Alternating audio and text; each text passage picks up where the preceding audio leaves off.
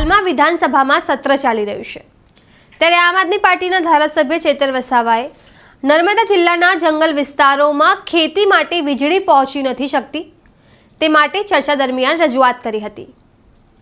મંત્રીએ કહ્યું છે કે ખેડૂતોને એક રૂપિયો આપવાની જરૂર નથી, છતાં ખેડૂતોને 1000 રૂપિયા આપવા પડે છે। નર્મદા અને તાપીમાં એક પણ શબવાહિની નથી।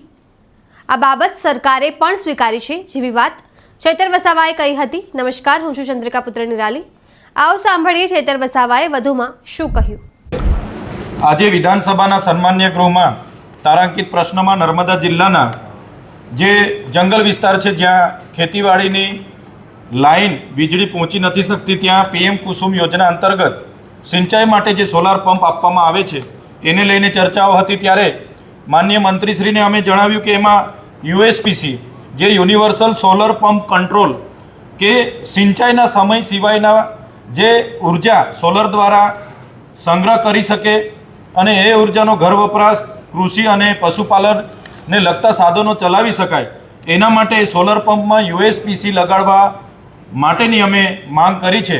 માનનીય વડાપ્રધાનશ્રીએ અગાઉ પણ એમની મન કી બાતમાં આ વાત મૂકી હતી અને રાજસ્થાનમાં પોતે એ ડેમો પણ એમણે જોયો છે। ત્યારે ગુજરાતમાં ખેડૂતોને USPC લગાડીને સોલર પંપ આપવામાં આવે એની વાત કરી છે। બીજું કે જે પણ સોલર પંપ પૂરી પાડવા માટે એમ્પેનલ થયેલા વેન્ડરો છે એ વેન્ડરોના માત્ર એડ્રેસ એ લોકો આપી દે છે।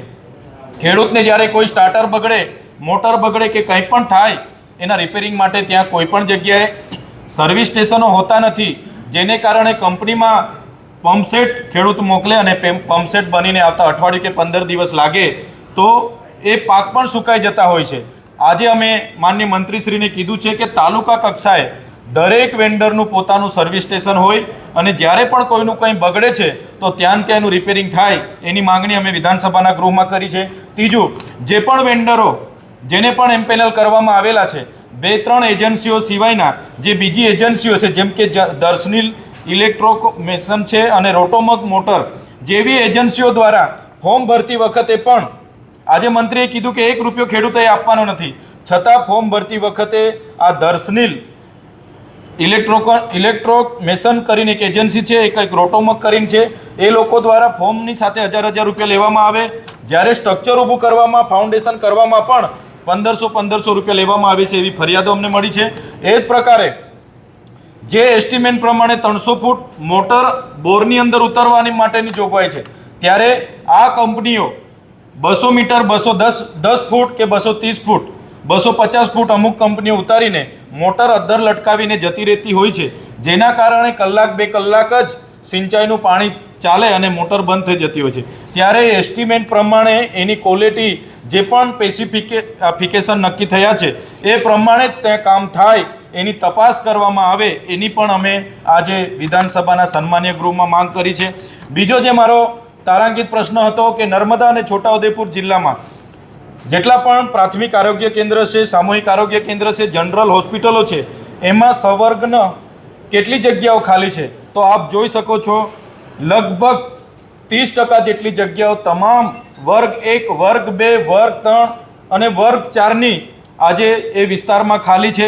એ જ પ્રકારે અમે આરોગ્યમાં જ્યારે આ વર્ષે પણ 25,000 કરોડથી વધુ બજેટ ફળવાયું છે, અમે આરોગ્યમાં આટલું મોટું બજેટ હોય તો અમે PMJY અંતર્ગત નર્મદા અને છોટાઉદેપુર જિલ્લામાં કેટલા કાર્ડ ધારકોને એમાં લાભ આપવામાં આવ્યો એની પણ માહિતી માગી છે। ત્યારે નર્મદામાં એમણે કીધું કે નર્મદામાં છેલ્લા 2 વર્ષમાં 30 કરોડની સારવાર હેઠળ જોગવાઈ કરવામાં આવી અને છોટાઉદેપુરમાં 47.21 કરોડની છેલ્લા 2 વર્ષમાં જોગવાઈ કરવામાં આવી। આમ નર્મદાની વસ્તી ખૂબ વધારે છે 30 કરોડ અને જે 47 કરોડની વાત થાય છે ખૂબ જ ઓછી નર્મદા જિલ્લાના લોકોને આનો લાભ થયો છે। એ જ પ્રકારે સાથીઓ, મારો જે 84 ક્રમાંકનો જે પ્રશ્ન હતો વિધાનસભાના સન્માન્ય ગૃહમાં એનો જવાબ માન્ય મંત્રીશ્રીએ જે આપ્યો છે, અમે પૂછ્યું હતું કે નર્મદા અને તાપી જિલ્લામાં સરકારી હોસ્પિટલોમાં, આરોગ્ય કેન્દ્રમાં જિલ્લામાં કેટલી સબવાહિનીઓ છે। મારે દુઃખ સાથે કહેવું પડે છે કે સરકારે આ વિધાનસભામાં સ્વીકાર્યું કે એક પણ સબવાહિની નર્મદા અને તાપી જિલ્લામાં નથી। સાથીઓ, નર્મદા જિલ્લો એ સ્ટેચ્યુ ઓફ યુનિટીનો જ્યાં આવી છે, જે વિશ્વની સૌથી ઊંચી પ્રતિમા છે એ નર્મદા જિલ્લો છે. ત્યાં નર્મદા બંધ આવેલો છે, છતાં એક પણ શબવાહિની નથી. કોઈનું મૃત્યુ થાય છે, એને લઈ જવા માટે ટ્રેક્ટરના ડાલામાં બેસાડી નાખીને લઈ જવું પડે છે, પિકઅપના ડાલામાં લઈ જવું પડે છે, ક્યાંક ને ક્યાંક ઝોલીમાં લઈ જવું પડે છે. આ સ્ટેચ્યુ ઓફ યુનિટીના નર્મદા જિલ્લાની વરવી વાસ્તવિકતા છે. એટલે આજે સરકારે ખૂબ સહજતાથી સ્વીકારી લીધું કે એક પણ શબવાહિની અમે હજુ પૂરી પાડી શક્યા નથી. આવડું મોટું બજેટ હોવા છતાં નર્મદા અને તાપી જિલ્લા સહિતના જિલ્લાઓમાં શબવાહિની ન પૂરી પાડીને સરકારની આ મનસા, સરકારની બેદરકારી આ છતી થઈ રહી છે. ધન્યવાદ. તો જેમ તમે ચેતર વસાવાની વાત સાંભળી, તમે તેમની વાતથી કેટલા સહેમત છો, શું વિચારો છો, કમેન્ટ કરીને જણાવો. અત્યાર માટે બસ આટલું જ. સમાચારને લગતી વધુ અપડેટ્સ માટે અમારી વેબસાઇટ www.gujaratplus.in પર પણ માહિતી મેળવી શકો છો. ધન્યવાદ.